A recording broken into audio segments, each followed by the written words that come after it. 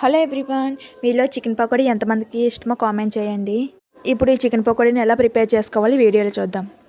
ముందుగా చికెన్ ముక్కలు ఇలా చిన్న చిన్న పీసెస్గా కట్ చేసుకోవాలి. సాల్ట్, కారం, ధనియాల పొడి, గరం మసాలా, అల్లం వెల్లుల్లి పేస్ట్, కార్న్ఫ్లోర్, వరిపిండి, కరివేపాకు, కొత్తిమీర, కొంచెం వాటరు, 2 టేబుల్ స్పూన్ నిమ్మరసం వేసుకొని ఒకసారి బాగా కలుపుకొని అరగంట పాటు పక్కన పెట్టుకోవాలి.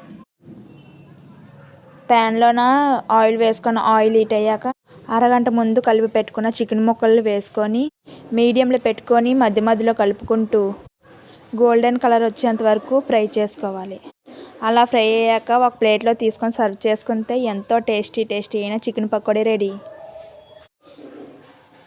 ఈ వీడియో మీకు నచ్చినట్టయితే సబ్స్క్రైబ్ చేసుకొని లైక్ చేయండి.